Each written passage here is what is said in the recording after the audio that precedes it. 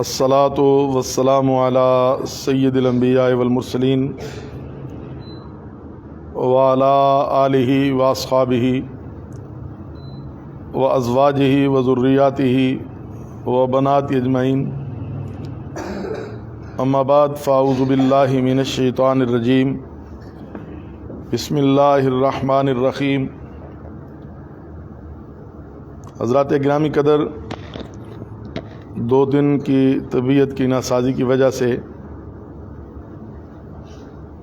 ہم نے سورۃ المائدہ کا درس شروع کرنا تھا، لیکن طبیعت کی ناسازی کی وجہ سے 2 دن اس میں چھٹی ہوئی۔ آج ہم پھر اپنی وہیں سے درس قرآن کا آغاز کر رہے ہیں۔ سورۃ المائدہ یہ مدنی صورت ہے، اس کی 120 آیات ہیں، اس کے 16 رکوع ہیں۔ ترتیب قرآن میں اس کا 5واں نمبر ہے اور ترتیب نزول میں اس کا 112واں نمبر ہے۔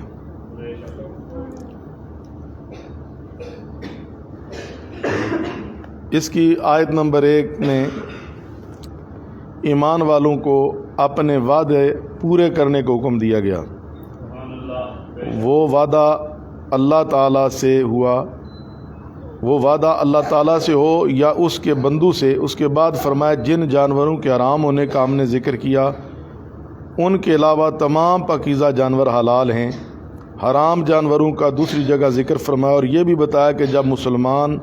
حالت احرام میں ہوں تو اس کے لیے شکار کرنا بھی حرام ہے، اور یہ انسان کی مرضی پر موقوف نہیں، بلکہ اللہ تعالیٰ جو چاہتا ہے فیصلہ فرماتا ہے۔ آیت نمبر 2 میں کچھ چیزوں کی عزت اور حرمت کا خیال رکھنے کا حکم دیا۔ ان میں اللہ تعالیٰ کی نشانیاں، جس طرح صفا اور مروہ کو شاعر کہا گیا، عزت والے 4 مہینے رجب، ذوالقعدہ، ذوالحج اور محرم الحرام، حاجیوں کا قربانی والا جانور، اور جن جانوروں کے گلے میں ہار ڈال کر حاجی صاحبان لے جاتے ہیں، اور وہ لوگ جو اللہ تعالیٰ کے عزت والے گھر کا ارادہ کریں اور وہ حج اور عمرہ کے ذریعے اللہ تعالیٰ کا فضل اور رضا تلاش کرتے ہیں، ان سب کی عزت و حرمت لازم ہے۔ چونکہ حالت احرام میں شکار حرام ہوتا ہے، لہٰذا اس کے بعد اجازت دی گئی کہ جب تم احرام سے نکلو تو شکار کر سکتے ہو۔ سرکار دو عالم اور صحابہ اکرام کو مشرکین نے صلح حدیبیہ کے موقع پر مسجد حرام سے روکا اور عمرہ کرنے نہ دیا۔ پھر مشرق سے آنے والے کچھ مشرکین جو عمرہ کے لیے جا رہے تھے، تو بعض صحابہ اکرام نے فرمایا کہ ہم کچھ مشرکین کو روکیں گے جس طرح انہوں نے ہمیں روکا۔ تو اللہ تعالیٰ نے فرمایا مشرکین نے تمہیں روکا تو اس عداوت کی وجہ سے تمہیں زیادتی نہیں کرنی چاہیے، اور نیکی اور تقوی پر ایک دوسرے کی مدد کرو، لیکن گناہ کے کام پر ایک دوسرے کی مدد نہ کرو۔ اللہ تعالیٰ سے ڈرو، اس کا عذاب بڑا سخت ہے۔ آیت نمبر 3 میں ان چیزوں کا ذکر ہے جو اللہ تعالیٰ نے حرام قرار دیں، اور اس سے پہلے الا ما یتلا علیکم سے اس کی طرف اشارہ فرمایا۔ اس طرح تیروں سے فال نکالنا جس طرح اہل عرب کرتے تھے، کسی پر ہاں اور کسی پر لا یعنی نہیں لکھا ہوتا، اور اگر لا والا تیر اٹھاتے تو کہتے یہ بری فال ہے، کام سے رک جاتے، تو یہ شریعت کے خلاف عمل اور اللہ تعالیٰ کی نافرمانی ہے۔ اسی آیت میں بتایا کہ اب کفار تمہارے دین یعنی اس پر غلبہ حاصل کرنے سے مایوس ہو گئے ہیں، کیونکہ حجۃ الوداع کے موقع پر وہ تمہاری قوت کا اندازہ لگا چکے ہیں، لہٰذا ان سے ڈرنے کی ضرورت نہیں، مجھ سے ڈرو۔ حجۃ الوداع کے موقع پر دین کی تکمیل کی خوشخبری کا ذکر ہے، چونکہ اس کے بعد جلدی وحی کا سلسلہ منقطع ہونے والا تھا، اس لیے دین مکمل کر دیا گیا۔ اور یہ آیت الیوم اکملت لکم دینکم نازل ہو گئی، یعنی وہی لوگ کامیاب ہوں گے جو دین اسلام سے وابستہ ہوں گے۔ اسی آیت میں یہ بھی بتایا کہ اگر کوئی شخص سخت بھوک کی حالت میں ہو اور اسے کھانے کے لیے کوئی حلال چیز نہ ملے تو وہ ضرورت کے مطابق مردار وغیرہ کھا سکتا ہے، لیکن گناہ سے بچے، یعنی نہ تو خواہش کے لیے کھائے اور نہ حد سے زیادہ کھائے۔ اگر یہ طریقہ اختیار کرے جو قرآن نے بتایا تو اللہ تعالیٰ اس کی بخشش فرمائے گا، اور وہ غفور بھی ہے اور اللہ رحیم بھی ہے۔ یعنی ایک بندہ مر رہا ہے، اس کے لیے کھانے کے لیے کچھ بھی نہیں، تو اب مردار ہے تو اسے اتنی اجازت ہے کہ وہ صرف اتنا کھا لے کہ اس کی زندگی بچ جائے، لیکن اسے اپنی مرضی کے لیے یا اپنے لطف حاصل کرنے کے لیے نہ کھائے، سمجھے اسے حرام ہی، لیکن زندگی بچانے کے لیے کھائے تو وہ اتنا کھا لے کہ وہ حلال ہے۔ آیت نمبر 4 میں مسلمانوں کے حضور علیہ السلام سے سوال کا ذکر کیا کہ ان کے لیے کیا چیز کھانا حلال ہے، تو اللہ تعالیٰ نے حضور علیہ السلام سے فرمایا ان سے کہیں ہر حلال چیز جو کھانے کے قابل ہو، اور اگر شکاری جانور شکار کر کے تم تک پہنچائے خود اس میں سے نہ کھائے تو وہ بھی تمہارے لیے حلال ہے، اور تمہیں چاہیے کہ اسلامی تعلیم کے مطابق تم ان کو سداؤ اور سکھاؤ، یعنی شکار کے لیے جانور کو چھوڑتے وقت اللہ تعالیٰ کا نام لو، بسم اللہ اللہ اکبر پڑھو تو اس کو کھاتے ہو، جب وہ جانور اس شکار کو تمہارے پاس لے آئے اور تقوی کی راہ پر چلو، اللہ تعالیٰ بہت جلد حساب لینے والا ہے۔ آیت نمبر 5 میں بتایا کہ آج کے بعد تم پر ہر پاکیزہ چیز حلال کی گئی، اسی طرح اہل کتاب یعنی یہود و نصارہ کا کھانا بھی تمہارے لیے حلال ہے، یعنی ان کا ذبح کیا ہوا جانور اور غلہ وغیرہ حلال ہے، اور تمہارا کھانا اور ذبیحہ ان کے لیے حلال ہے۔ اسی طرح مومن پاکیزہ عورتیں اور اہل کتاب کی پاکیزہ عورتیں تمہارے لیے حلال ہیں، لیکن شرط یہ ہے کہ نکاح کر کے مہر ادا کر کے کرو، ورنہ زناکاری اور نکاح کے بغیر ان سے دوستی لگانا جائز نہیں۔ اور جو لوگ اسلامی احکام کا انکار کریں تو ان کے اچھے اعمال ضائع ہو گئے، کیونکہ اعمال کی قبولیت کا دار و مدار ایمان پر ہے، اور ایسے لوگوں کو آخرت میں نقصان ہی نقصان ہوگا۔ نوٹ: آج کے زمانے میں اہل کتاب کی عورتوں سے نکاح کرنے سے بچنا بہتر ہے، کیونکہ ان سے پیدا ہونے والی اولاد کے بھٹک جانے کا خطرہ ہوتا ہے، کیونکہ اس وقت وہ اہل کتاب ہے ہی نہیں، وہ مشرکین ہیں، کتاب ان کے پاس اصل موجود ہی نہیں، ساری تحریفات ہیں، لہذا ان سے بچنا چاہیے۔ آیت نمبر 6 میں وضو کا حکم، اس کے فرائض، چہرے اور بازوں کا کونیوں سمیت دھونا، سر کا مسح کرنا اور پاؤں کو ٹخنوں تک دھونا مذکور ہے۔ دوسرا مسئلہ یہ کہ اگر ناپاک ہو تو غسل فرض ہوگا، خوب پاک ہونا غسل کا تقاضا کرتا ہے۔ تیسرا مسئلہ تیمم سے متعلق، اگر کوئی شخص بیمار ہو تو پانی استعمال کرنے سے بیماری بڑھنے کا خدشہ ہو، یا سفر میں اور پانی دستیاب نہ ہو، یا بیمار اور مسافر تو نہ ہو مگر پانی حاصل نہ ہو، اور وضو یا غسل کی حاجت ہو، تو پاک مٹی سے تیمم کر لے تو اس کے لیے کفایت کرے گا۔ تیمم کا طریقہ یہ ہے کہ پاک مٹی پر ایک ہاتھ مارے اور اس کا چہرے پر مکمل طور پر مسح کرے، پھر دوسری مرتبہ مٹی پر ہاتھ مارے اور ہاتھوں کا مسح کرے، اور نیت بھی فرض ہے۔ اللہ تعالیٰ نے فرمایا تمہیں کسی حرج میں ڈالنا نہیں چاہتا، بلکہ وہ تو تمہیں خوب پاک کرنا چاہتا ہے، لہٰذا پانی نہ ہو تو تیمم کی سہولت موجود ہے، اور عبادت میں آسانی تم پر اللہ تعالیٰ کی نعمت ہے، وہ اسے پورا کرنا چاہتا ہے تاکہ تم اس کا شکر ادا کرو کہ اس نے تمہیں مشکل میں نہیں ڈالا۔ آیت نمبر 7 میں بتایا کہ اللہ تعالیٰ کی نعمتوں کو یاد کرتے رہا کرو، اور اللہ تعالیٰ نے جو تم سے اپنے نبی علیہ السلام کے واسطہ سے وعدہ لیا کہ اللہ تعالیٰ کو حکم سننا بھی ہے اور ماننا بھی، تو اسے بھی یاد رکھو کہ تم نے سننے اور ماننے کے اقرار کیا، اور اللہ تعالیٰ سے ڈرتے رہو، اس سے کچھ مخفی نہیں، وہ دلوں کے رازوں کو بھی جانتا ہے، اللہ دلوں کے رازوں کو بھی جانتا ہے۔ آیت نمبر 8 میں مسلمانوں کو انصاف کے ساتھ گواہی دینے کا حکم دیا، اور بتایا کہ تمہاری گواہی اللہ تعالیٰ کے لیے ہونی چاہیے۔ انسان بعض اوقات کسی شخص کی دشمنی میں اس کے ساتھ عدل کا سلوک نہیں کرتا، تو اللہ تعالیٰ نے فرمایا کہ کسی قوم کی دشمنی تمہیں بے انصافی پر مجبور نہ کرے، عدل کرو، یہی تقوی کے قریب ہے، کیونکہ جب انسان انصاف کرتا ہے تو وہ متقی اور اللہ تعالیٰ کا دوست ہوتا ہے، اور جو کام تم کرتے ہو اللہ تعالیٰ اس سے باخبر ہے اور اس کا بدلہ دے گا، اچھا ہو یا برا ہو۔ یعنی ایک بندہ اس کا دشمن ہے، گواہی اس کے پاس ہے اور یہ گواہی چھپا رہا ہے تو یہ مجرم ہے، اب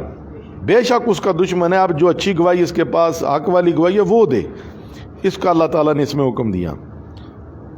آیت نمبر 9 میں ایمان والوں کی عظمت ذکر کی کہ اللہ تعالیٰ نے ایمان لانے اور نیک اعمال بجا لانے والوں سے وعدہ فرمایا کہ وہ ان کے گناہ بخش دے گا اور وہ بہت بڑا اجر بھی عطا کرے گا۔ اور آیت نمبر 10 میں کفار کا انجام بیان کیا کہ وہ جہنم میں جائیں گے کہ انہوں نے ضروریات دین کا انکار کیا اور اسے جھٹلایا۔ اور آیت نمبر 11 میں ایک واقعہ کی طرف اشارہ ہے کہ مشرکین نے غزوہ دوزات انمار میں حضور علیہ السلام اور صحابہ کرام کو ظہر کی نماز میں دیکھا جب آپ نماز پڑھ چکے تو مشرکین اس پر پشیمان ہوئے کہ ہم نے ان پر حملہ کیوں نہیں کیا۔ پھر وہ کہنے لگے کہ اس کے بعد ایک اور نماز ہے، یعنی عصر کی نماز ہے، اس نماز میں ان پر حملہ کریں گے۔ تو جبریل علیہ السلام نماز خوف کا حکم لے آئے، جس کا ذکر پہلے ہو چکا۔ اللہ تعالیٰ نے اس کو مسلمانوں کے لیے نعمت قرار دیا کہ اللہ تعالیٰ نے مسلمانوں کو دشمن سے بچا لیا، پھر مسلمانوں کو تقویٰ کا حکم دیا اور انہیں یہ درس دیا کہ مسلمانوں کو اللہ تعالیٰ کی ذات پر ہی توکل کرنا چاہیے۔ یہ نماز خوف کیا ہے کہ جب جنگ ہو رہی ہے اور نماز کا وقت ہے تو کچھ لوگ نماز پڑھیں، کچھ حفاظت کریں، جی ایک رکعت ایک پڑھ لیں، دوسری پھر دوسرے آگے پڑھ لیں، اس طرح وہ حفاظت بھی کریں، نماز بھی پڑھیں۔ یہ اللہ تعالیٰ کی طرف سے ان کے لیے رعایت ہے۔ 7واں رکوع آیت نمبر 12 میں بنی اسرائیل سے لیے گئے ایک وعدے کا ذکر کیا اور ان پر 12 سردار قائم کرنے، یعنی ان پر 12 سردار قائم کرنے، نیز یہ کہ اللہ تعالیٰ کی مدد ان کے ساتھ ہوگی اگر وہ نماز قائم کریں اور زکوٰۃ ادا کریں۔ اس کے علاوہ تمام رسولوں پر ایمان لائیں اور ان کی تعظیم کرنے کی راہ اختیار کریں۔ علاوہ ازیں اللہ تعالیٰ کو اچھا قرض دیں، یعنی اللہ تعالیٰ کے راستے میں خرچ کریں، تو اللہ تعالیٰ فرماتا ہے میں تمہارے گناہ مٹا دوں گا اور تمہیں ایسے باغات میں داخل کروں گا جس کے نیچے نہریں جاری ہیں، لیکن اس کے بعد جس نے کفر کیا تو وہ سیدھے راستے سے بھٹک گیا۔ آیت نمبر 13 میں بنی اسرائیل سے وعدہ توڑنے کی وجہ سے ان کو دی جانے والی سزا کا ذکر کیا کہ ہم نے ان پر لعنت بھیجی، ان کے دلوں کو سخت کر دیا۔ یہاں 12 سرداروں کا ذکر ہے جو حضرت موسیٰ علیہ السلام نے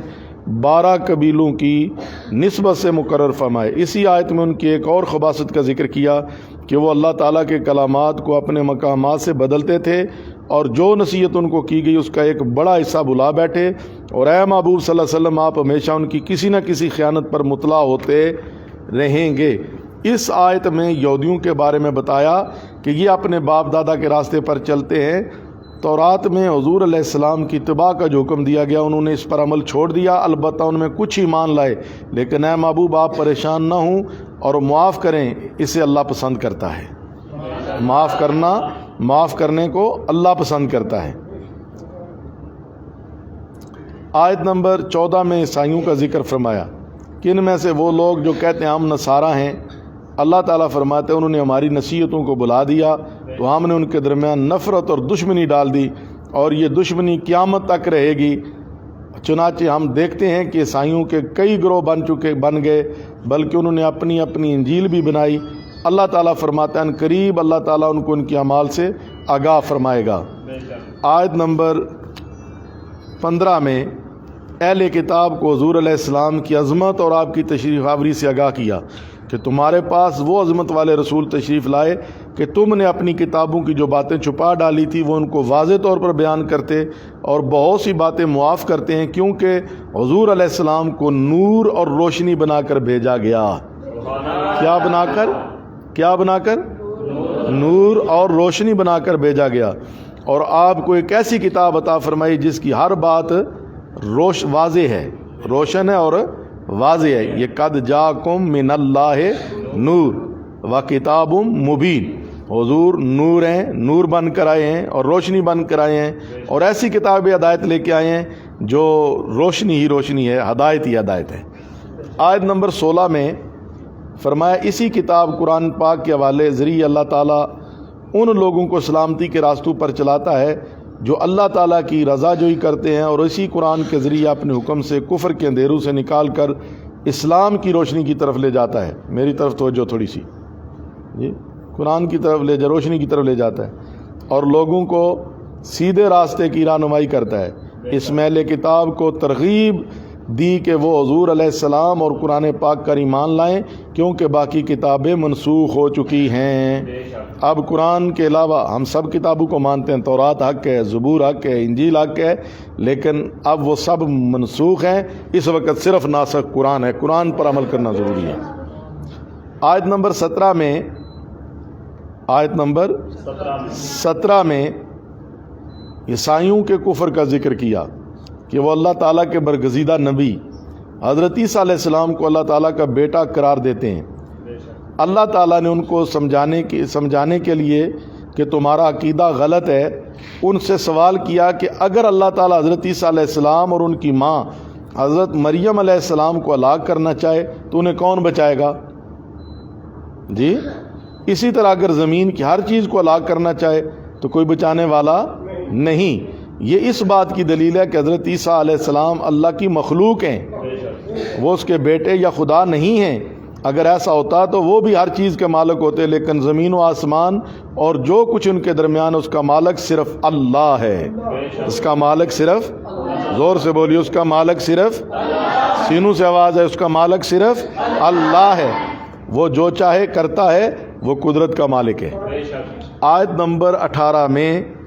یہودیوں اور عیسائیوں کی ایک من گھڑت بات اور دعویٰ کا رد کیا۔ وہ کہتے تھے ہم اللہ تعالیٰ کے بیٹے اور اس کے پیارے محبوب ہیں۔ اللہ تعالیٰ نے فرمایا اگر تمہارا یہ دعویٰ ٹھیک ہے تو بتاؤ وہ تمہیں تمہارے گناہوں پر عذاب کیوں دے گا؟ بلکہ تم اللہ تعالیٰ کی مخلوق میں سے انسان ہو، وہ جسے چاہتا ہے بخش دیتا ہے اور جس کو چاہے عذاب دیتا ہے، اور وہ اولاد سے پاک ہے، بلکہ وہ زمین و آسمان اور اس کے درمیان ہر چیز کا مالک ہے، اور بے شک تمہیں اسی کی طرف لوٹ کر جانا ہے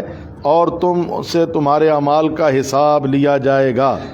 تم سے تمہارے اعمال کا حساب لیا جائے گا۔ آیت نمبر 19، جی سورۃ المائدہ کی آیت نمبر 19 میں اہل کتاب کو مخاطب کر کے فرمایا کہ حضرت عیسیٰ علیہ السلام کے بعد ایک طویل عرصہ ایسا گزرا ہے جس میں کوئی نبی اور رسول تشریف نہیں لائے،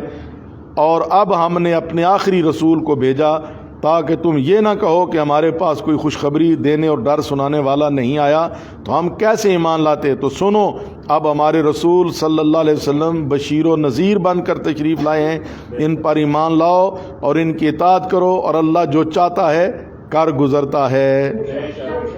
اللہ جو چاہتا ہے کر گزرتا ہے۔ 8واں رکوع 6 پارے کا اور سورۃ المائدہ کی آیت نمبر 20 میں حضرت موسیٰ علیہ السلام کا ذکر فرمایا کہ آپ نے اپنی قوم کو اللہ تعالیٰ کی نعمتوں کی یاد دلائی اور 3 باتیں بیان فرمائیں کہ تم میں سے انبیاء کرام پیدا فرمائے، تمہیں بادشاہت عطا کی جیسے حضرت سلیمان علیہ السلام کو حکمرانی عطا کی، اور تمہیں وہ کچھ عطا کیا جو تمام جہانوں میں کسی کو عطا نہیں کیا، لہذا ان نعمتوں کو یاد کر کے اس کا شکر ادا کرو۔ سرزمین فلسطین جہاں قبلہ اول مسجد اقصیٰ ہے، اس پر ایک قوم عمالقہ کا قبضہ تھا، تو موسیٰ علیہ السلام نے اپنی قوم کو وہاں داخل ہونے اور وہاں سے پیٹھ نہ پھیرنے کا حکم دیا، لیکن انہوں نے ایسا نہ کیا، تو فرمایا اگر یہ بات نہیں مانو گے تو تم نقصان اور خسارے میں ہوگے۔ آیت نمبر 21 میں اس بات کا ذکر فرمایا۔ آیت نمبر 22 میں یہودیوں کا سوال اور اس کا جواب ذکر فرمایا کہ انہوں نے کہا بیت المقدس میں ایک زبردست قوم ہے اور ہم اس کا مقابلہ نہیں کر سکتے، لہذا جب تک وہ وہاں سے نہیں نکلیں گے ہم داخل نہیں ہوں گے، اور اگر وہ خود وہاں سے چلے جائیں تو ہم داخل ہوں۔ تو آیت نمبر 23 میں ان 2 شخصوں کا ذکر کیا جو اللہ تعالیٰ سے ڈرتے تھے اور ان پر اللہ تعالیٰ کی طرف سے انعام ہوا، اور وہ حضرت یوشع بن نون اور کالب جو ان نقیبوں میں سے تھے جن کو حضرت موسیٰ علیہ السلام نے ان جابر ظالموں کے حالات معلوم کرنے کے لیے بھیجا تھا۔ انہوں نے کہا کہ شہر کے دروازے سے داخل ہو جاؤ، اور جب تم داخل ہوگے تو تم ہی غالب ہوگے، اور ڈرنے کی بجائے اللہ تعالیٰ پر توکل اختیار کرو۔ اگر تم مومن ہو، یعنی اللہ تعالیٰ پر توکل کرنے والا کبھی مغلوب نہیں ہوتا، کیونکہ اصل طاقت اور قوت اللہ کے پاس ہے۔ آیت نمبر 24 میں ان لوگوں کی ہٹ درمی اور اپنے نبی کی مخالفت کا ذکر فرمایا کہ انہوں نے کہا کہ اے موسیٰ آپ جائیں اور آپ جائیں اور اپنے رب کے ساتھ مل کر دونوں ان لوگوں سے لڑیں، ہم تو یہاں ہی بیٹھیں گے۔ یہ بھی کہ عجیب قوم تھی موسیٰ علیہ السلام کی، اللہ تعالیٰ معافی دے، اے موسیٰ تو جا اور تیرا خدا جا کے لڑے، ہم تو بیٹھ کے انتظار کریں گے تمہاری فتح یا شکست کا۔ قربان نہ جو میں اپنے آقا کریم محمد عربی صلی اللہ علیہ وسلم کی امت پر حضرت مقداد جنگ بدر کے موقع پر کھڑے ہو کر کہتے ہیں یا رسول اللہ آپ ہمارے آقا ہیں، حکم دیں، ہم پہاڑوں سے ٹکرا جائیں گے، حکم دیں، ہم سمندروں میں چھلانگ لگا دیں گے۔ یہ غلامی ہے نا، یہ ایمان کی نشانی اور قوت ہے۔ یہ کمال قوم ہے، کہہ رہی ہیں آپ جائیں اور آپ کا رب جائے، ہم تو یہیں بیٹھیں گے، ہم نہیں جائیں گے۔ جی ہم نہیں جائیں گے۔ یہ کون کہہ رہا ہے؟ قوم موسیٰ علیہ السلام کہہ رہی ہے۔ اس سے بنی اسرائیل اور صحابہ کرام کے درمیان فرق واضح ہے کہ صحابہ نے حضور کی اطاعت و فرما برداری کی اور سخت ترین غزوات میں بھی حصہ لیا۔ آیت نمبر 55 میں فرمایا کہ حضرت موسیٰ علیہ السلام نے عرض کیا ہے میرے رب میں تو اپنے اور اپنے بھائی ہارون علیہ السلام پر اختیار رکھتا ہوں، لہٰذا ہمارے ان لوگوں کے درمیان جدائی ڈال دے کیونکہ یہ نافرمان ہیں۔ تو آیت نمبر 26 میں ان کو دی جانے والی سزا کا ذکر ہے۔ کس کا؟ سزا کا ذکر ہے کہ اللہ تعالیٰ نے فرمایا میں نے یہ مقدس زمین ان لوگوں پر حرام کر دی، 40 سال کا عرصہ یہ زمین میں بھٹکتے پھریں گے، آپ ان نافرمان لوگوں پر افسوس ہرگز نہ کریں۔ چنانچہ وہ لوگ 40 سال تک میدان طیہ میں پھرتے رہے، صبح جہاں سے چلتے رات کو اسی جگہ کھڑے ہوتے۔ 9واں رکوع آیت نمبر 27 تا 29 میں حضرت آدم علیہ السلام کے 2 بیٹوں کے باہم جھگڑے اور قربانی کا ذکر ہے۔ حضرت حوا علیہ السلام کے بطن سے ایک وقت میں ایک لڑکی اور ایک لڑکا پیدا ہوتا، دوسرے عمل سے بھی اسی طرح ہوتا، ایک عمل کے لڑکے کے ساتھ دوسرے عمل کی لڑکی کا نکاح کیا جاتا۔ آپ کے بیٹے قابیل کے ساتھ جو لڑکی پیدا ہوئی وہ خوبصورت تھی، اس کا نکاح حابیل کے ساتھ ہونا تھا، لیکن قابیل نے کہا میں اسی سے نکاح کر دوں گا، جبکہ ان جڑواں بہن بھائی کا آپس میں نکاح نہیں ہو سکتا تھا۔ پھر دونوں نے قربانی پیش کی تو حابیل کی قربانی قبول ہو گئی اور قابیل نے حابیل کو قتل کر دیا۔ قابیل کی قربانی قبول نہ ہوئی تو اس نے حابیل سے کہا میں تمہیں قتل کر دوں گا۔ حابیل نے کہا اگر تو یہ کام کرے گا تو میں ایسا نہیں کروں گا، مجھے اپنے رب کا خوف ہے، میں چاہتا ہوں میرے گناہ اور تیرے گناہ دونوں کا بوجھ تو اٹھائے اور جہنم کا مستحق ہو جائے، اور ظالموں یعنی شرعی حکم کی مخالفت کرنے والوں کا یہی بدلہ ہے۔ آیت نمبر 30 میں بتایا کہ قابیل نے اپنے نفس کی خواہشات کو پورا کرنے کے لیے اپنے بھائی کو قتل کر دیا اور نقصان اٹھانے والوں میں سے ہو گیا۔ پھر وہ پریشان ہو گیا کہ اپنے بھائی کی لاش کو کہاں چھپائے۔ تو آیت نمبر 31 میں ذکر کیا گیا کہ اللہ تعالیٰ نے ایک کوا بھیجا جس نے زمین کو کریدا، اسے بتایا کہ زمین کو کھود کر اس لاش کو اس میں چھپا دے۔ اب قابیل کف افسوس ملنے لگا، ہائے افسوس، میں اس کوے سے بھی عاجز ہوں کہ وہ اپنے بھائی دوسرے کوے کو چھپانے کا طریقہ جانتا ہے اور مجھے معلوم نہیں، پس وہ پشیمان ہو گیا۔ آیت نمبر 32 میں بتایا کہ یہ پہلا قتل تھا، اور اس کے بعد ہم نے بنی اسرائیل پر لازم کر دیا کہ وہ شخص کسی نفس کو ناحق قتل کرے گا تو اس نے اتنا بڑا جرم کیا کہ گویا تمام لوگوں کو قتل کیا، اور جو ایک شخص کی بھی جان بچائے گا وہ گویا سب لوگوں کی جان بچا رہا ہے۔ یعنی بری رسم جاری کرنے والا ان تمام لوگوں کا گناہ اپنے سر لیتا ہے جو اس پر عمل کرتے ہیں، اور اچھا طریقہ جاری کرنے والوں کو ان تمام لوگوں کا ثواب ملتا ہے۔ لہٰذا اچھے کام کو بدعت کا نام دے کر ٹھکرانا صحیح نہیں، البتہ جب بری بدعت ہو تو اس سے دور رہنے کا حکم ہے۔ محفل میلاد ایک اچھا کام ہے، البتہ غلط کاموں سے دور رہنا چاہیے جو اس پر عمل کرتے ہیں۔ اسی آیت کریمہ میں نافرمان لوگوں کا ذکر کیا، ان لوگوں کے پاس ہمارے رسول روشن نشانیاں لے کر آئے لیکن اس کے بعد بھی وہ زمین میں زیادتی کرتے ہیں اور فساد پھیلاتے ہیں۔ آیت نمبر 33 میں ان لوگوں کی سزا کا ذکر کیا جو اللہ اور اس کے رسول صلی اللہ علیہ وآلہ وسلم سے جنگ لڑتے ہیں، یعنی نافرمانی کرتے ہیں اور زمین میں فساد پھیلاتے ہیں۔ یہ تو ان کی دنیوی سزا ہے، اور آخرت میں ان کے لیے بہت بڑا عذاب ہے۔ اور اینا اور عقل قبیلے کے لوگ مدینہ طیبہ میں آئے اور ان کو یہاں کی آب و ہوا موافق نہ آئی تو حضور علیہ السلام نے ان کو ان کی وادی جہاں صدقے کے اونٹ تھے بھیجا کہ اونٹنیوں کا دودھ اور پیشاب پیو۔ وہ جب ٹھیک ہو گئے تو حضور علیہ السلام حضور علیہ السلام کے چروائے کو قتل کر دیا اور اونٹوں کو لے گئے، تو حضور علیہ السلام کے حکم پر ان کو گرفتار کر کے سزا دی گئی۔ یہ آیت کریمہ اسی ضمن میں ہے۔ یہاں محاربہ سے مراد ڈاکہ زنی کرنا ہے، یعنی جو لوگ راستے میں لوگوں کو لوٹتے ہیں اور قتل بھی کرتے ہیں یا صرف لوٹتے ہیں صرف قتل کرتے ہیں تو ان لوگوں کی یہ سزا دی جائے جو یہاں بیان ہوگی۔ آیت نمبر 34 میں بتایا کہ اگر وہ تمہارے قابو میں آنے سے پہلے توبہ کر لیں تو انہیں کچھ نہ کہو، اور جان لو کہ اللہ تعالیٰ بخشنے والا مہربان ہے، تم اس کی اس صفات کے مظہر بن جاؤ۔ 10واں رکوع، بیٹھ جاؤ بھائی، نہیں بیٹھو، پانی تو نہیں بنانا، بیٹھ جائیں۔ آیت نمبر 35 میں ایمان والوں کو بتایا کہ اللہ تعالیٰ سے ڈرو اور نیک اعمال اور اس کے ساتھ ساتھ اس کے نیک بندوں کے وسیلہ سے قرب خداوندی حاصل کرو، اور اللہ تعالیٰ کے راستے میں جہاد کرو، یہی نجات کا ذریعہ ہے۔ آیت نمبر 36 میں کفار کو آگاہ کیا کہ دنیا میں ہی توبہ کرو اور ایمان لاؤ، ورنہ قیامت کے دن زمین کا تمام سامان اور مزید اس کی مثل بھی جان چھڑانے کے لیے بطور ہدیہ دو گے تو قبول نہیں کیا جائے گا اور دردناک عذاب کا سامنا کرنا پڑے گا۔ آیت نمبر 37 میں بتایا کہ وہ جہنم کی آگ سے نکلنا چاہیں گے لیکن نکل نہیں سکیں گے اور ہمیشہ کے لیے عذاب میں مبتلا ہوں گے۔ آیت نمبر 38 میں چوری کرنے والے مرد اور عورت کی سزا بیان فرمائی، یہ ان لوگوں کے جرم کا بدلہ ہے اور اللہ تعالیٰ کی طرف سے دونوں کے لیے عبرت ہے کہ وہ اس کام کے قریب نہ جائیں، اور یہ بتایا کہ اللہ تعالیٰ غالب ہے، وہ سزا دے سکتا ہے اور اس کے کام میں حکمت بھی ہے کہ اس طرح سزا دینے سے یہ جرم رک جائے گا۔ آیت نمبر 39 میں بتایا کہ اللہ تعالیٰ نے توبہ کا دروازہ کھلا رکھا ہے، اگر کوئی شخص ظلم یعنی گناہ کے ارتکاب کے بعد توبہ کرے اور آئندہ کے لیے اپنے آپ کو ٹھیک کر لے تو اللہ تعالیٰ اپنی رحمت کے ساتھ اس کی طرف رجوع فرماتا ہے کہ وہ ذات والا صفات بخشنے والا مہربان ذات ہے۔ آیت نمبر 40 میں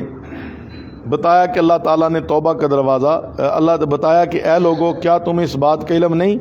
کہ اللہ تعالیٰ آسمانوں اور زمینوں کا مالک ہے اور اسے اختیار ہے کہ جسے چاہے عذاب دے، جسے چاہے بخش دے، اور وہ جو چاہے کر سکتا ہے۔ آیت نمبر 41 میں حضور کو تسلی دیتے ہوئے فرمایا کہ آپ کو ان لوگوں کے عمل سے پریشان نہیں ہونا چاہیے جو کفر کی طرف دوڑے جاتے ہیں، اپنی زبانوں سے ایمان کا دعویٰ کرتے ہیں حالانکہ ان کے دلوں میں ایمان نہیں۔ ان منافقوں کے عمل سے پریشان نہ ہوں، یہ اپنے اعمال کی سزا خود بھگتیں گے، اور یہودیوں میں سے بعض لوگوں کے اس عمل کی وجہ سے بھی پریشان نہ ہوں، وہ جھوٹی باتیں بہت زیادہ سنتے ہیں اور کچھ دوسرے لوگوں کی باتیں بھی خوب سنتے ہیں جو آپ کے پاس نہیں آتے، اور وہ اللہ تعالیٰ کے کلام کو بدلتے ہیں، اور جن کو اللہ تعالیٰ گمراہ کرنا چاہے آپ ان کے لیے کچھ نہیں کر سکتے۔ یہی لوگ ہیں جن کو اللہ تعالیٰ نے پاک کرنے کا ارادہ نہیں کیا، وہ دنیا میں ذلیل اور رسوا ہوں گے اور آخرت میں بہت بڑے عذاب میں مبتلا ہوں گے۔ یہودیوں کے کچھ لوگ اپنے مراکز میں رہتے اور کچھ دوسروں کو حضور علیہ السلام کے پاس بھیجتے اور ان سے یوں کہتے کہ اگر آپ ہماری مرضی کا فیصلہ یا حکم دیں تو قبول کرو، ورنہ قبول نہ کرو۔ پھر دوسری یہ بات یہ بتائی کہ اللہ تعالیٰ کا کام جس کام کا ارادہ کرے اسے کوئی روک سکتا نہیں، اور یہ لوگ اتنے بدبخت ہیں کہ اللہ تعالیٰ نے ان کے دلوں کو پاک کرنے کا ارادہ نہیں فرمایا۔ آیت نمبر 42 میں ان کی دو خرابیوں کا ذکر کیا کہ وہ جھوٹی باتیں خوب سنتے ہیں اور حرام مال بہت زیادہ کھاتے ہیں، اور اس کے ساتھ ہی حضور علیہ السلام سے فرمایا کہ اگر یہ لوگ آپ سے فیصلہ لینا چاہیں تو آپ کو اختیار ہے، چاہے فیصلہ کریں یا منہ پھیر لیں، اور اگر منہ پھیر لیں تو یہ لوگ آپ کو کسی قسم کا ضرر نہیں پہنچا سکتے، اور اگر آپ فیصلہ فرمائیں تو انصاف کے ساتھ فیصلہ فرمائیں کیونکہ اللہ انصاف کرنے والوں کو پسند کرتا ہے۔ اللہ انصاف کرنے والوں کو پسند کرتا ہے۔ آیت نمبر 43 میں حضور علیہ السلام کو آگاہ کیا گیا کہ یہ لوگ آپ کے پاس فیصلے کے لیے نہیں آئیں گے کیونکہ یہ تورات کو ماننے کا دعویٰ کرتے ہیں، اور گویا یہ بتایا کہ یہ لوگ خواہشات کے پجاری ہیں، اللہ تعالیٰ کا حکم تورات میں ہو یا قرآن میں یہ اسے ماننے کے لیے تیار ہی نہیں۔ آیت نمبر 44 میں تورات کے آسمانی کتاب ہونے کا ذکر کیا اور یہ بھی بتایا کہ اس میں ہدایت اور روشنی ہے، اور انبیاء کرام جو اللہ تعالیٰ کے حکم کے سامنے جھکتے ہیں، اور اس زمانے کے ربانی علماء اور فقہا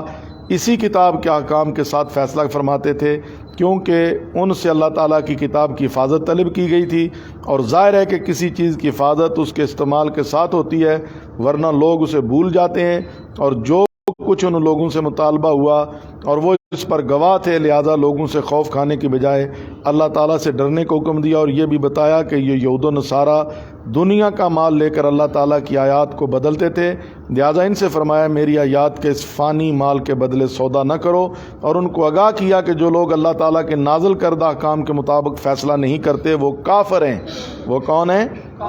کافر ہیں۔ اس آیت میں احکام الہیہ کے مطابق فیصلے کرنے اور ان احکام کو بجا لانے کی ترغیب دی، اور لوگوں سے رشوت لے کر کلام الہی کو بدلنے کی مذمت کی گئی، جس طرح وہ لوگ تورات اور انجیل میں حضور علیہ الصلوۃ والسلام کی صفات کو چھپاتے تھے۔ آیت نمبر 45 میں تورات کا ایک اور حکم بیان کیا جسے قصاص کہا جاتا ہے۔ اگر کوئی شخص کسی کو جان بوجھ کر قتل کرے تو قصاص میں اسے قتل کیا جائے۔ اسی طرح دیگر چیزوں میں قصاص لیا جائے، جیسے آنکھ، ناک، کان، دانت اور دوسرے زخم۔ پھر فرمایا اگر وہ شخص جس پر ظلم اور زیادتی ہوئی یا وہ یا اس کے وارث معاف کر دیں تو یہ اس گناہ کا کفارہ ہو جائے گا۔ ان احکامات کے بیان کے بعد اس کی ترغیب دی کہ اس خدائی فیصلے پر عمل کرو، اور جو لوگ اللہ تعالیٰ کے نازل کردہ حکم کے مطابق فیصلہ نہیں کریں گے وہ ظالم ہیں۔ وہ کون ہیں؟ ظالم ہیں۔ آیت نمبر 46 میں اس بات کا ذکر کیا کہ انبیاء کرام کے بعد جو تورات کے مطابق عمل کرتے اور تعلیم دیتے تھے، ہم نے حضرت عیسیٰ علیہ السلام کو بھیجا اور آپ نے اپنے سے پہلے والی کتاب یعنی تورات کی تصدیق فرمائی کہ یہ اللہ تعالیٰ کی طرف سے نازل کردہ ہے، اور ہم نے ان کو انجیل عطا کی۔ وہ اس کتاب میں بھی ہدایت اور نور ہے کیونکہ یہ الہامی کتاب ہے، کسی انسان کی بنائی ہوئی نہیں، اور انجیل بھی تورات کی تصدیق کرتی ہے کہ یہ اللہ تعالیٰ کی کتاب ہے۔ نیز انجیل کتاب ہدایت ہے اور ڈرنے والوں کے لیے اس میں نصیحت ہے، چونکہ وہ انجیل کا دور تھا لہذا تورات منسوخ ہو چکی تھی، اس لیے انجیل کے ماننے والوں کو اس کے احکام کے مطابق فیصلوں کی ہدایت کی گئی، اور بتایا کہ جو لوگ اس کے مطابق فیصلہ نہیں کرتے وہ نافرمان ہیں۔ یہ بات آیت نمبر 47 میں ذکر کی گئی۔ آیت 48 میں نزول قرآن کا ذکر ہے، کیونکہ انجیل کے بعد کوئی اور کتاب نازل نہیں ہوئی، بلکہ تقریباً 650 سال کا عرصہ کوئی نبی نہیں آیا، اور پھر سرکار دو عالم صلی اللہ علیہ وسلم مبعوث ہوئے اور آپ پر قرآن نازل کیا گیا۔ اللہ تعالیٰ فرماتا ہے یہ سچی کتاب ہے اور پہلی کتابوں کی تصدیق کرتی ہے، اور ان کتابوں کی حفاظت کرنے والی اور گواہ ہے، یعنی ان کتابوں میں قرآن پاک کا ذکر کیا گیا اور اس کتاب کے نزول سے ان کی تصدیق ہو گئی۔ علاوہ ازیں اس میں ان کتابوں کے سچا ہونے کا ذکر ہے، لہذا اے محبوب علیہ السلام آپ قرآن کے احکام کے مطابق فیصلہ کریں اور ان یہود و نصارہ کی پیروی نہ کریں، کیونکہ وہ کتابیں منسوخ ہو چکی ہیں اور قیامت تک قرآن پاک پر ہی عمل ہوگا، اور یہ حق ہے اور ہر ایک کے لیے ہم نے شریعت اور راستہ بنایا، اور اگر اللہ تعالیٰ چاہتا تو تم سب کو ایک امت بنا دیتا، لیکن اس طریقے سے تمہاری آزمائش کی جا رہی ہے، جو کچھ جس امت کو دیا اس پر عمل ہوتا ہے یا نہیں ہوتا ہے۔ تو لہٰذا نیک کاموں میں ایک دوسرے سے آگے بڑھو، بالآخر تم نے اللہ کے پاس ہی لوٹ کر جانا ہے، اور وہ تمہارے بامی اختلاف سے تمہیں آگاہ کرے گا۔ کعب بن اسد، ابن سوریہ وغیرہ کچھ یہودی حضور علیہ السلام کے پاس آئے، انہوں نے ایک دوسرے سے کہا کہ ہم حضرت محمد صلی اللہ علیہ وسلم کو ان کے دین کے بارے میں فتنے میں مبتلا کریں، تو کہنے لگے ہم آپ کے دین کی اتباع کرتے ہیں، آپ ہمارے دین کی اتباع کریں اور ہماری مخالفت نہ کریں۔ تو آیت نمبر 49 میں اللہ تعالیٰ نے فرمایا آپ قرآن پاک کے ذریعے فیصلہ کریں اور ان لوگوں کی خواہشات پر نہ چلیں، اور ان کی فتنہ انگیزی سے اپنے آپ کو بچائیں کہ وہ آپ کو قرآن پاک کے احکام سے پھیرنا چاہتے ہیں، اور اگر وہ آپ کی بات نہ مانیں اور منہ پھیر لیں تو جان لیں کہ اللہ تعالیٰ کو ان کے گناہوں کے سبب سزا دینا چاہتا ہے، اور اکثر لوگ نافرمان ہیں، اکثر لوگ نافرمان ہیں۔ آیت نمبر 50 میں کہا گیا کہ وہ جاہلیت کے فیصلے تلاش کرتے ہیں، تو اللہ تعالیٰ کے فیصلے سے اچھا کسی کا فیصلہ ہو سکتا نہیں۔ سب سے اچھا فیصلہ کون سا ہے؟ اللہ کا فیصلہ ہے۔ آیت نمبر 51 میں ایمان والوں کو یہود و نصارہ سے دوستی لگانے سے منع فرمایا اور بتایا اگر کوئی مسلمان ان کو دوست بنائے گا تو وہ انہی میں سے شمار ہوگا، اور یہ لوگ ظالم ہیں اور اللہ تعالیٰ ظالموں کو ہدایت نہیں دیتا، اور ان کا ظلم یہ ہے کہ وہ اللہ تعالیٰ کے آخری نبی اور آخری کتاب کو تسلیم نہیں کرتے۔ آج ہم بڑے فخر سے مسلمان یہ ملک اس لیے تباہ ہو رہے ہیں کہ ہم نے تکیہ اپنے ان غیر مسلموں پہ کیا ہوا ہے۔ اسلام کی قوت اور اسلام کا جو عزت کا معیار ہے وہ تقویٰ ہے، وہ پرہیزگاری ہے، وہ رسول اللہ صلی اللہ علیہ وسلم کی اتباع ہے۔ آیت نمبر 52 میں منافقین کے بارے میں بتایا کہ وہ یہودیوں سے دوستی لگاتے ہیں، ان کی طرف دوڑ دوڑ کر جاتے ہیں اور یوں بہانہ بناتے ہیں کہ ہمیں آزمانے کی گردش سے ڈر لگتا ہے۔ اللہ تعالیٰ فرماتا ہے اگر مسلمانوں کے لیے فتح یابی یا کوئی اور بات ظاہر ہو اور ان قریب ایسا ہوگا تو وہ اپنے کیے پر دل ہی دل میں پشیمان ہوں گے، کیونکہ ان کے دلوں میں کفر ہے جسے چھپا رہے ہیں۔ فتح کے بعد جس بات کا ذکر کیا وہ ان کے دلوں میں مسلمانوں کا رعب ڈالنے کی طرف اشارہ ہے۔ آیت نمبر 53 میں ایمان والوں کو قول ذکر کیا، نیز ان آیات میں مسلمانوں کو یہود و نصارہ سے دوستی لگانے سے منع فرمایا، اور یہ بھی کہ جو شخص ان سے دوستی لگائے وہ کون ہے؟ منافق ہے، اور وہ ہمیشہ خسارے میں رہے گا۔ آیت نمبر 54 میں دین اسلام سے پھر جانے والے یعنی مرتد لوگوں کو تنبیہ کی کہ وہ دین اسلام اور مسلمانوں کو کوئی نقصان نہیں پہنچا سکتے، اور اللہ تعالیٰ ان قریب ایسے لوگوں کو لائے گا جو مسلمانوں کے لیے نرم اور کفار پر سخت ہوں گے۔ وہ اللہ تعالیٰ کے راستے میں جہاد کریں گے اور کسی ملامت کرنے والے کی ملامت سے نہیں ڈریں گے۔ یہ ان میں سے بعض قبائل کا ذکر ہے جو اسلام لانے کے بعد مرتد ہو گئے، جس طرح مسلمہ کذاب کا قبیلہ بنو حنیفہ، قبیلہ بنو اسد اور قبیلہ بنو مدلج وغیرہ۔ تو حضرت صدیق اکبر رضی اللہ عنہ اور دیگر مسلمانوں نے ان کا پیچھا کیا اور ان کی شوکت کو توڑ دیا۔ اسی آیت کریمہ میں مزید بتایا کہ خالص مسلمانوں کا دین کی مدد کرنا اور کسی ملامت کی پرواہ نہ کرنا یہ ان پر اللہ تعالیٰ کا فضل ہے، وہ جسے چاہتا ہے عطا کرتا ہے، اور اللہ تعالیٰ کا فضل بھی وسیع ہے اور علم بھی وسیع ہے۔ آیت نمبر 55 میں مسلمانوں کو دشمنان اسلام کے ساتھ دوستی لگانے سے منع کرتے ہوئے اچھے دوستوں کا ذکر کیا اور فرمایا تمہارے دوست اللہ تعالیٰ اور اس کے رسول صلی اللہ علیہ وسلم اور وہ ایمان والے ہیں جو نماز قائم کرتے، زکوٰۃ ادا کرتے اور اپنے رب کے سامنے جھکتے ہیں۔ آیت نمبر 56 میں بتایا کہ دشمنان اسلام کے ساتھ دوستی ذلت کا باعث ہے اور غلبہ تو ان ہی لوگوں کو حاصل ہوتا ہے جو اللہ تعالیٰ اور اس کے رسول صلی اللہ علیہ وسلم اور ایمان والوں کو دوست بناتے ہیں۔ 13واں رکوع ہے 6 پارے کا، اور سورۃ مائدہ کی آیت نمبر 57 میں ایمان والوں کو ان لوگوں سے دوستی لگانے سے منع فرمایا جو اہل کتاب اور اس کے علاوہ کافر ہیں اور وہ دین اسلام کا مذاق اڑانے اور اسے کھیل کود بنانے والے ہیں۔ اسی طرح دیگر کفار مشرکین کو دوست بنانے سے بھی منع فرمایا اور تقوی اختیار کرنے کو حکم دیا اگر سچے مومن ہو، کیونکہ خالص مومن اللہ تعالیٰ سے ڈرتا ہے۔ آیت نمبر 58 میں ان بدبختوں کے ایک برے عمل کا بیان ہے کہ جب مسلمان نماز کے لیے اذان دیتے ہیں تو وہ اسے کھیل کود بناتے ہیں، یعنی اللہ تعالیٰ فرماتا ہے ان کا یہ برا فعل اس لیے ہے کہ وہ بے عقل قوم ہے، ان کو اذان اور نماز وغیرہ کی عظمت کا شعور ہی نہیں۔ آیت نمبر 59 میں اہل کتاب سے سوال کرنے کے لیے کہا گیا کہ وہ مسلمانوں سے دشمنی کس بنیاد پر کرتے ہیں، کیا ان کے ایمان لانے کے سبب، جبکہ مسلمان ان پر ایمان لاتے ہیں جو حضور علیہ السلام پر اتارا گیا اور جو کچھ ان سے پہلے اترا، کیونکہ ان لوگوں میں سے اکثر لوگ نافرمان ہیں، ورنہ وہ ایسا کبھی نہ کرتے بلکہ مسلمانوں کا شکریہ ادا کرتے۔ حضرت ابن عباس رضی اللہ عنہما فرماتے ہیں کچھ یہودی حضور علیہ السلام کے پاس حاضر ہوئے، انہوں نے پوچھا کہ آپ رسولوں میں سے کس رسول پر ایمان رکھتے ہیں؟ تو آپ نے حضرت ابراہیم علیہ السلام اور دیگر انبیاء کرام کا ذکر فرمایا۔ جب آپ نے حضرت عیسیٰ علیہ السلام کا ذکر کیا تو ان لوگوں نے آپ کی نبوت کا انکار کر دیا اور کہا آپ کے دین کا حصہ باقی ادیان سے کم ہے اور یہ دین سب سے زیادہ شر ہے معاذ اللہ۔ تو آیت نمبر 60 میں فرمایا گیا ان لوگوں سے فرما دیں بدترین درجہ کا شر ان لوگوں کا ہے جن پر اللہ تعالیٰ نے لعنت فرمائی اور ان پر غضب ہوا، ان میں بندر اور خنزیر بنائے اور وہ شیطان کے پجاری ہیں اور ان کا ٹھکانہ زیادہ برا ہے اور یہ سیدھے راستے سے بہت زیادہ بھٹکے ہوئے ہیں، یعنی خود وہ یہودی بدترین ہیں۔ انشاءاللہ العزیز کل آیت نمبر 61 سے اس کی جو ہے بقیہ صورت کی ابتدا کریں گے۔ اللہ تعالی ہمیں اپنے اعمال درست کرنے کی توفیق عطا فرمائے اور تقوی جو ہے وہ ہمیں اختیار کرنے کی توفیق دے۔ بد مذہب کوئی بھی ہو اس سے بچنا ہے۔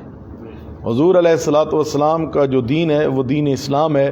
اور مذہب جو ہے وہ مذہب اسلام ہے، اور یہ اللہ تعالیٰ کا پسندیدہ دین اور دین اسلام ہے، اور اہل سنت و جماعت جو ہیں وہی بخش نجات کا ایک فرقہ ہے۔ حضور علیہ الصلاۃ والسلام نے دعا کی، حضور علیہ السلام نے فرمایا کہ بنی اسرائیل 72 فرقوں میں بٹے تھے، میری امت 73 فرقوں میں بٹ جائے گی، الا ملت واحدۃ ناجیۃ۔ حضور نے فرمایا ایک ہے جو میری ملت ہے اور جو نجات والا راستہ ہے، فرقہ ہے، وہ کون ہے؟ وہ اہل سنت و جماعت ہیں۔ اس کی نشانی حضور نے فرمائی ما انا علیہ و اصحابی، یعنی میری اور میری جماعت یعنی صحابہ کے طریقہ پر ہے وہ جنتی ہے، باقی سارے جہنمی ہیں۔ تو الحمدللہ اہل سنت حضور علیہ السلام کے بھی ماننے والے ہیں، صحابہ کو بھی ماننے والے ہیں، اہل بیت کو بھی ماننے والے ہیں۔ ہم وہ لوگ ہیں جو اللہ کی ربوبیت کو بھی مانتے ہیں، اللہ کو وحدہ لا شریک مانتے ہیں اپنی ذات میں، صفات میں، اور محمد عربی صلی اللہ علیہ وسلم کو کل کائنات کا نبی مانتے ہیں، نبیوں کا بھی نبی مانتے ہیں جی۔ اور پھر ہمارے یہ کہ پوری کائنات میں انبیاء و مرسلین کے بعد جو سب سے افضل شخصیت ہے وہ ابو بکر صدیق ہے جی، پھر عمر فاروق ہے، پھر عثمان غنی ہے، پھر علی شیر خدا ہے، پھر دیگر صحابہ ان کے اپنے اپنے مراتب ہیں، لیکن ہمارے نزدیک سارے صحابہ قطعی جنتی ہیں، انعام والے اور احسان والے ہیں، سب کے ماننے والے ہیں، اور اہل بیت بھی ہمارے سر کا تاج ہیں۔ اور میرا سوال ہے، کیا حضرت علی اہل بیت کے سرخیل ہیں، بڑے ہیں، تو کیا وہ صحابی نہیں؟ امام حسن صحابی نہیں؟ امام حسین صحابی نہیں؟ یہ سارے صحابی ہیں، لیکن ان کا ایک رشتہ ہے رسول اللہ صلی اللہ علیہ وسلم کے ساتھ، خون کا رشتہ ہے جی۔ صحابہ نے ان کی کیسے عزت کی، آپ دیکھیں نا، ذرا پڑھیں کہ حضرت سیدنا ابو بکر صدیق رضی اللہ عنہ حضرت امام حسن کو اپنے کندھوں کے اوپر اٹھایا ہوا ہے، تلوے جل گا رہے ہیں۔ حضرت علی نے اپنے بیٹے کو جھڑکا، یہ کیا ہو رہا ہے؟ فرمایا اسے نہیں کہیں، میں اپنے نبی کی سنت ادا کر رہا ہوں۔ محبت سے بولے، نہیں صدقے جاؤں میں آپ کو۔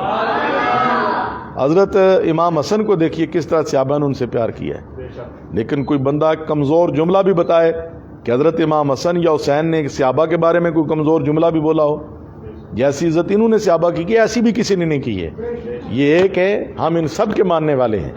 ہم نہ رافضی ہیں، نہ خارجی ہیں، نہ ناصبی ہیں، ہم الحمدللہ اللہ کے فضل سے پکے اور سچے اہل سنت و جماعت ہیں، اور اللہ اسی پر ہمیں دوام قیام عطا کرے۔